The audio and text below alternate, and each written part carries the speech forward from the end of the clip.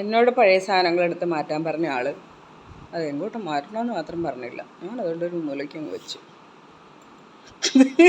അവിടെ നിന്നെങ്കിലും കാണുമ്പോൾ എനിക്കൊരു സമാധാനം, ഇതൊക്കെ എൻ്റെ സാധനങ്ങളാണല്ലോ എന്ന്. എൻ്റെ സ്വഭാവം പോലെ ഒന്നും ആരും ആവരുത്. നമ്മൾ കുറേ സാധനങ്ങൾ ഉപേക്ഷിച്ച് പഠിക്കണം. ഞാൻ കുറേ നശിപ്പിച്ചു. ഇതൊന്നും നശിപ്പിച്ച് കളയാനങ്ങ് മനസ്സങ്ങ് സമ്മതിക്കുന്നില്ല. മനസ്സിലായോ? അത്രയും കോസ്റ്റ്ലിയാണ് അവർക്ക് അതൊക്കെ പറയാം. അത്രയും കോസ്റ്റ്ലിയുള്ള സാധനങ്ങളൊക്കെ ഞാൻ എങ്ങനെ നശിപ്പിക്കും? വില കുറഞ്ഞതും ഉണ്ട്, അതിൽ വില കുറഞ്ഞത് നോക്കിയിട്ട് ഇനി ഒന്നേന്ന് എടുത്തിട്ട് അത് കളയണം. വില കൂടിയതുകൊണ്ടിടാം. ചന്തേരി സിൽക്കിൻ്റെയൊക്കെ മെറ്റീരിയലൊക്കെ ഉണ്ടിടാം അതിനകത്ത് തന്നെ. ഓ, അതുകൊണ്ട് കളയാൻ പഠിക്കണം. മൂലയ്ക്ക് അങ്ങ് വെച്ച് നോക്കട്ടെ. പിന്നെ സ്റ്റിച്ചിങ് മെഷീൻ വാങ്ങിയില്ല. ഒരു സ്റ്റിച്ചിങ് മെഷീൻ വാങ്ങിയിട്ട് സെറ്റാക്കണം. സ്റ്റിച്ചിങ് മെഷീൻ വാങ്ങി സെറ്റാക്കിയിട്ട് അത് കട്ട് ചെയ്ത് വേറെ പല രൂപത്തിലെടുക്കും. അങ്ങനെയുണ്ട് ഐഡിയ. എന്നാലും കളയില്ല എന്നല്ലേ. നമ്മുടെ പഴയ സാധനങ്ങളൊക്കെ നമ്മൾ കളയാനും പഠിക്കണം. നമ്മളെ സ്വഭാവവും അല്ലെങ്കിൽ അതുപോലെ ഇരിക്കും. നമ്മൾ ഒരിടത്ത് തന്നെ കിടക്കും, അതിൽ നിന്ന് മൂവ് ഓൺ ആവില്ല. നിസ്സാരം. നമ്മുടെ ലൈഫും അങ്ങനെ തന്നെയായിരിക്കും. മനസ്സിലായോ? ഒരിടത്ത് നിന്നാൽ അവരെ സ്റ്റക്ക് ചെയ്തിരിക്കും. സ്റ്റക്കായിപ്പോവും. എവിടെ നിന്നാലും സ്റ്റക്കായിപ്പോവും. അങ്ങനെയല്ല ചെയ്യേണ്ടത്. നമ്മൾ മൂവ് ഓൺ ആവാൻ പഠിക്കണം. വീട്ടുകാരെ വിട്ടുപോകാൻ പേടി, ഒരു ലൈഫിൽ നിന്ന് വിട്ടുപോകാൻ പേടി, ഇങ്ങനെയൊക്കെ ഒരു ഇത് വരും. അതുകൊണ്ടാണ് ഇങ്ങനെയൊക്കെ ചെയ്യണമെന്ന് പറയുന്നത്. പഴയ ഡ്രസ്സുകളൊക്കെ ഒന്നിൽ ഇപ്പോൾ വേസ്റ്റ് അവരെടുക്കാൻ വരും. ഡ്രസ്സുകളൊക്കെ ഇതാക്കാൻ വരും. കോട്ടനൊക്കെ ഞാൻ ചില കോട്ടനൊക്കെ എടുത്ത് തുടയ്ക്കാനും പിടിക്കാനൊക്കെ എടുത്തു. കണ്ണും പൂട്ടി അങ്ങ് തുടയ്ക്കും.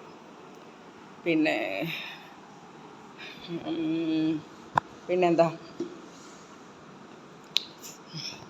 എല്ലാ കച്ചറയിലിടാം. അത് കളയാൻ പറഞ്ഞുകൊണ്ട് ഞാൻ അങ്ങോട്ട് മൂലയ്ക്കിട്ട് കളഞ്ഞു വെച്ചതേ ഉള്ളൂ. മനസ്സിലായ?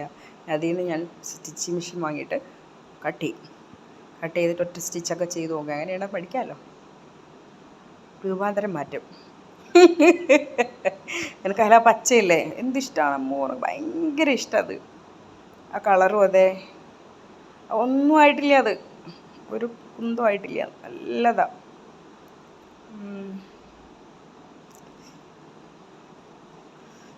ഞാൻ പറഞ്ഞില്ലേ, എൻ്റെ ചെറുതിലെ മുതലേയുള്ള ഡ്രസ്സുകൾ ഞാൻ അങ്ങനെ സൂക്ഷിച്ച് വെച്ചിട്ടുണ്ട്. അതിൽ നിന്നൊക്കെ മാറണം എന്നൊക്കെ വിചാരിക്കാം. കുറേയൊക്കെ മാറി. കുറേയൊക്കെ എടുത്തങ്ങ് വീട്ടിലിട്ട്, കണ്ണും പൂട്ടി അങ്ങ് വീട്ടിലിട്ടു. ഇതൊക്കെ കണ്ടോ, ഒന്നും ആയിട്ടില്ല. ഞാനെടുത്ത കണ്ണും പൂട്ടി വീട്ടിലിട്ടു. കാണുമ്പോൾ വിഷമം വരുവേ. അയ്യോ, എനക്കൊന്നിട്ട് ഞാൻ സ്കൂളിൽ പഠിക്കുമ്പോൾ എന്തോ വാങ്ങിയതാണെന്ന് തോന്നുന്നുണ്ട്. കുപ്പായൊക്കെ നല്ല ഭംഗിയില്ലേ. ഒന്നും ആയിട്ടില്ലടാ. കണ്ടോ, നെക്കൊക്കെ കണ്ടോ, ഒന്നും ആയിട്ടില്ല. ഇപ്പം എടുത്ത് വീട്ടിലിട്ട് ഞാൻ ആലോചിക്കുമ്പോൾ വിഷമം വരുവേ. ഒന്നും ആവില്ല. ഇനിയും ഓടും. ഒരു 10 കൊല്ലം വരെ ഇനിയും ഓടും. വീട്ടിലിട്ട് വാഷിംഗ് മെഷീനിലിട്ട് അലക്കിയാൽ ഓടൂല. കുറച്ച് നാളെ ഓടുള്ളൂ. ഞാൻ എല്ലാം കൈ കൊണ്ടല്ലേ വാഷ് ചെയ്തെടുക്കലേ. ഞാൻ എൻ്റെ തുണികളെല്ലാം കൈ കൊണ്ടേ വാഷ് ചെയ്യുള്ളൂ. നല്ലത് ഡ്രസ്സ് ബാക്കിയെല്ലാം വാഷിംഗ് മെഷീനിലിടും.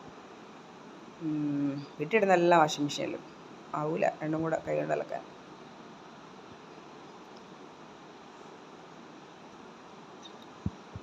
പിന്നെന്താ, ഇന്നലെ ഒരു ചേട്ടൻ പറഞ്ഞു, ചേട്ടൻ്റെ പേര് ഞാൻ മറന്നു കേട്ടാ.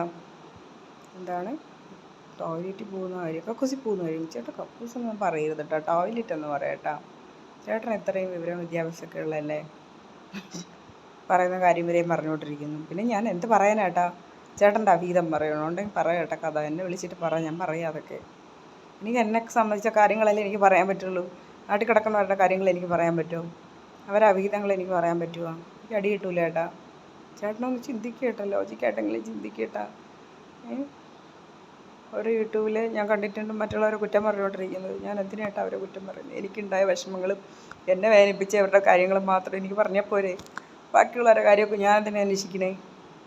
എനിക്കുണ്ടായ വിഷമങ്ങൾ, എൻ്റെ ലൈഫിലുണ്ടായ കാര്യങ്ങൾ, എൻ്റെ ലൈഫിൽ നടന്നുകൊണ്ടിരിക്കുന്ന കാര്യങ്ങൾ, ഇതൊക്കെ അല്ലേ ചേട്ടാ എനിക്ക് പറയാൻ പറ്റുള്ളൂ ചേട്ടാ.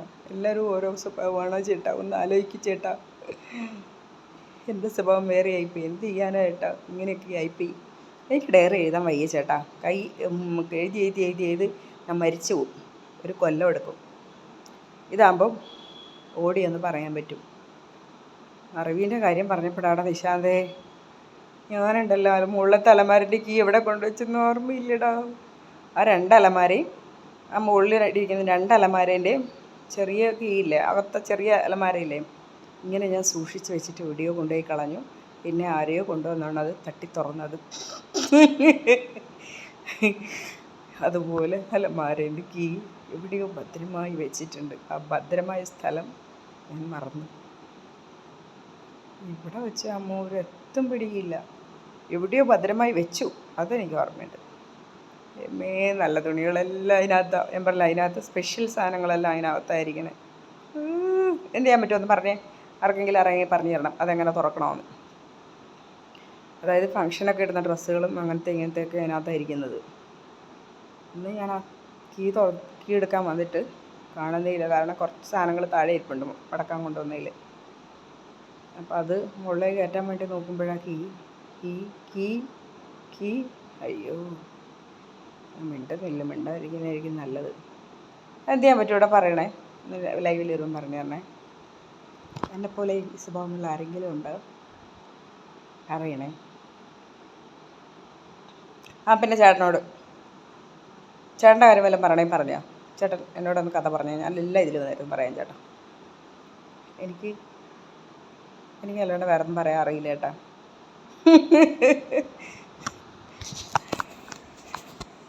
ഇപ്പം മറ്റവൻ പറയും ഞാൻ LV ശ്രീകുമാർ. ആരാടാ പേര് ഞാൻ പറഞ്ഞത്, വിപിനാണ് എന്താണ് പേര്. ഇന്നലെ അവനെ കണ്ടത്.